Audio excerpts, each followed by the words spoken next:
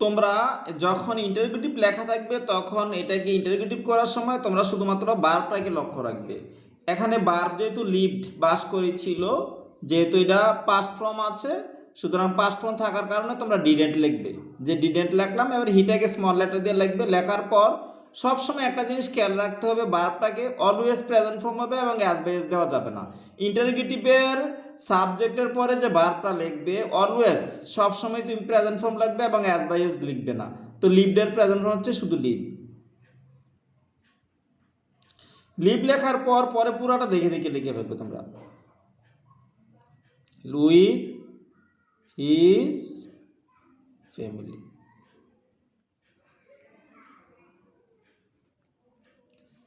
লেখার পর তোমরা যেই ভুলটা অনেকে করো, এটা হচ্ছে প্রশ্নবোধক চিহ্নটা দাও না।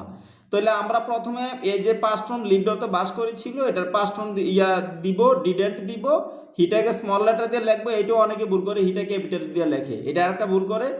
আর এই যে যেহেতু পাস্ট ফর্ম থাকুক আর অ্যাজ বাই এস থাকুক আর প্রেজেন্ট ফর্ম থাকুক, অলওয়েজ তোমরা লিখবে এটা প্রেজেন্ট ফর্ম, অর্থাৎ সাবজেক্টের পরে এই ভার্বটা আর পাস্ট ফর্ম থাকবে না, এটা প্রেজেন্ট ফর্ম হবে। এবার উইথ হিজ ফ্যামিলি পুরোটা দেখে দেখে লিখে লাস্টে প্রশ্ন চিহ্ন দিবে। এটার ক্ষেত্রে দেখো আমাদের আছে লাইজ। লাইজের ক্ষেত্রে যেহেতু এস আছে, সুতরাং তোমার ডাজ লিখতে হবে। পাস্ট ফর্ম থাকলে ডি আছে পাস্ট ফর্ম, সুতরাং ডিডেন্ট লিখছি। এনে এস আছে, এস মানে ইয়ার এস বাই এস মানে যদি এস বাই এস থাকে তখন তোমাকে ডাজ লিখতে হবে। ডিডের জায়গায় তখন হবে ডাজ, এস থাকলে ডাজ আর পাস্ট ফর্ম থাকলে ডিড। ঠিক আছে, তাহলে এখানে আবার ডাজ নট লিখতে হবে তোমরা, ডাজ নট। এবারে ইটটা স্মল লেটার দিয়ে লিখতে হবে, এই যে ইটটা আমি বলেছিলাম। ডিডেড লিভড হইল প্রেজেন্ট ফর্ম, লাইজ হইল প্রেজেন্ট ফর্ম, কারণ লাইজ এস বাই এস থাকলে এরপরও সাবজেক্টের পরে আর এস বাই এস দেওয়া যাবে না, পাস্ট ফর্মও দেওয়া যাবে না। দেখো সাবজেক্টের পরে এখানে লিভ প্রেজেন্ট ফর্ম দিছি, এই যে ধরো লিভডা প্রেজেন্ট ফর্ম দিছি। সাবজেক্টের পরে অর্থাৎ ইন্টারোগেটিভ করার পর সাবজেক্টের পরে আর এস বাই এস দেওয়া যাবে না, পাস্ট ফর্মও দেওয়া যাবে না, শুধু প্রেজেন্ট ফর্ম হবে এস বাই এস ছাড়া। তো লাইজের প্রেজেন্ট ফর্ম হচ্ছে শুধু লাই। এরপর পুরোটা দেখে দেখে লিখবে। Every page of our society.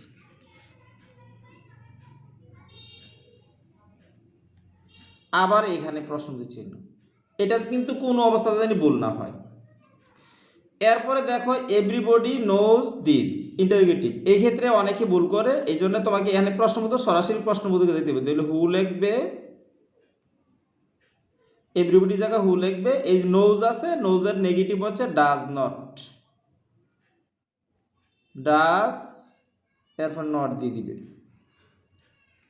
Who does not, এরপর ডাজ নট লেখার পর এসটা এখানে চলে আসছে, এই যে দাও এসটা ডাজ, এই যে নোজের ডাজ নট লিখবে, নোজের ডাজ নট লিখবে। লেখার পর এই যে এসটা চলে গেলে থাকে কি বার নো থাকে।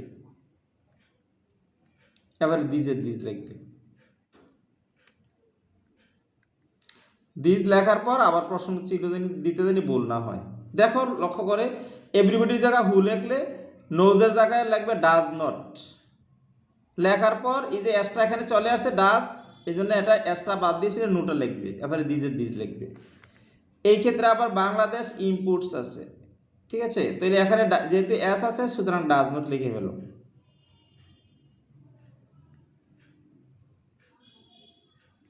ঠিক আছে, এরপর বাংলাদেশ।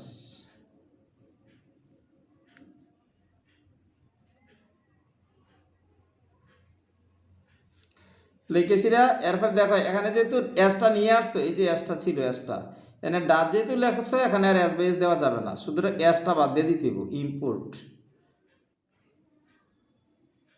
এই যে ইম্পোর্টসটা এখানে ডাজ যেহেতু চলে আসছে, শুধু ইম্পোর্ট লিখবে। এরপরে আয়রন, এরপরে ফ্রম, এরপরে আদার, এরপরে কান্ট্রিজ।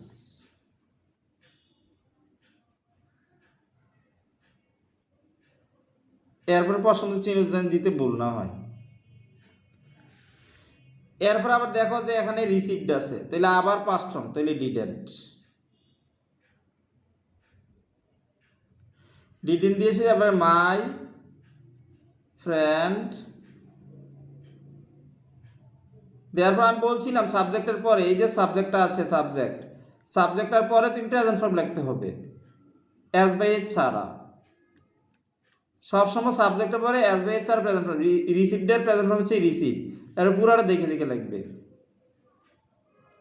Me cordially. এরপরে প্রশ্ন চিহ্ন দিতে জানি ভুল না হয়। He leads a simple life, interrogative বলছে। এখানে আবার লিডস আছে, সুতরাং ডাজ নট লিখবে।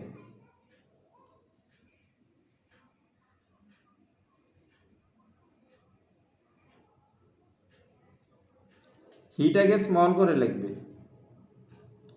এরপরে বলছিলাম সাবজেক্টের পরে অ্যাজ বাই এজ দেওয়া যাবে না, শুধু সাবজেক্টের পরে তুমি অ্যাজ বাই এজ ছাড়া ভার্ব দিয়ে দিবে। তো লিড লিখবে শুধু, লিড মানে পরিচালনা করা। A simple life.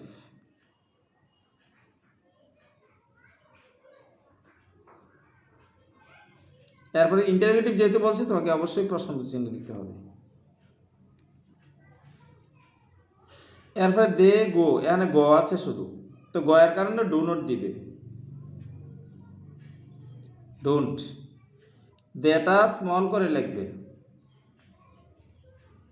এরপরে সাবজেক্টের পরে অ্যাজ বাই ছাড়া ভার্বের প্রেজেন্ট ফর্ম, এই যে গো গয়ে হবে, টু স্কুল।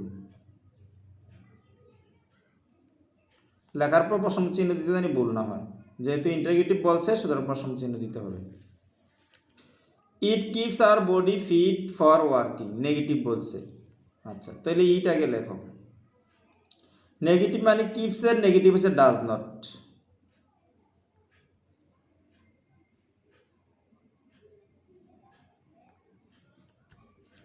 এবারে কিপ লিখবে।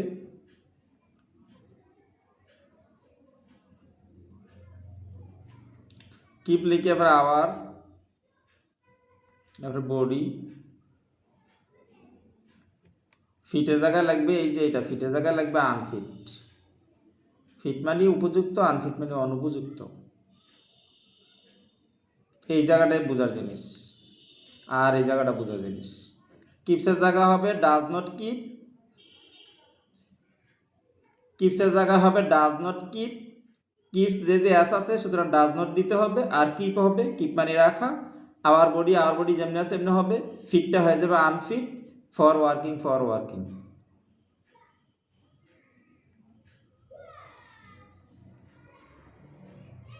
এবার প্রশ্ন চিহ্ন দিতে হবে না, নেগেটিভ বলে প্রশ্ন চিহ্ন দেওয়ার দরকার নেই। It has both charm and commercial value, এটা একটু মনোযোগ দিয়ে তোমরা শুনবে। যেমন আমি বললাম যে Kamal is both good and smart boy. Kamal is both good and smart boy, তাহলে Kamal is not only good boy but also smart boy. Not only good but also smart, not only good but also smart. এই ক্ষেত্রে যখন আমাদের এই ধরনের থাকবে দুইটা বৈশিষ্ট্য, একটা হচ্ছে চার্ম, একটা হচ্ছে কমার্শিয়াল ভ্যালু। যখন এই ধরনের দুইটা বৈশিষ্ট্য থাকবে, তোমরা লাগবে নট অনলি প্রথমটা, তাহলে it has not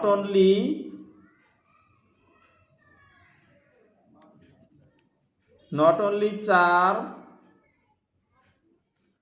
but also commercial value.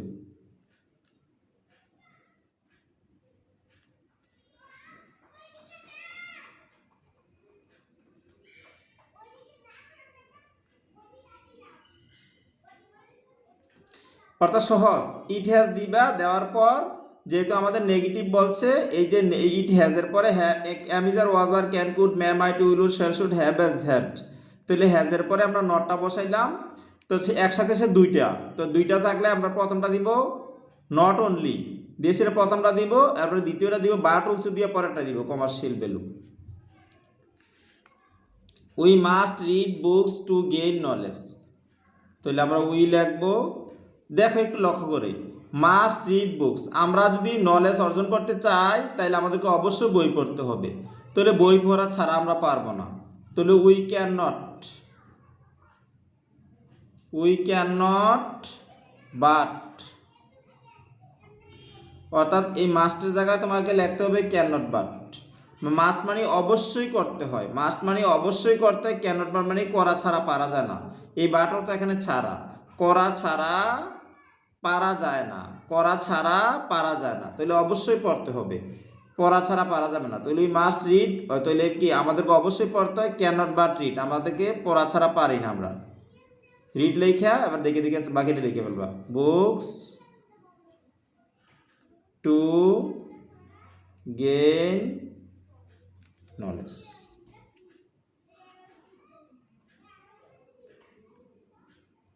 দেখো উই মাস্ট রিড বুকস, আমাদেরকে অবশ্যই পড়তে হয়, তাহলে আমরা পড়া ছাড়া পারি না। উই পারি না মানে ক্যান নট, বাট তো ছাড়া, পড়া ছাড়া, এই যে বাট রিড মানে পড়া ছাড়া, বাট রিড মানে পড়া ছাড়া, বাট রিড মানে পড়া ছাড়া কী করি না, পারি না, তাহলে আমাদেরকে অবশ্যই পড়তে হয়। উই মাস্ট রিড আমাদেরকে অবশ্যই পড়তে হয়, তাহলে we can not but read মানে বাট রিড মানে পড়া ছাড়া, ক্যান নট পারি না, পড়া ছাড়া পারি না।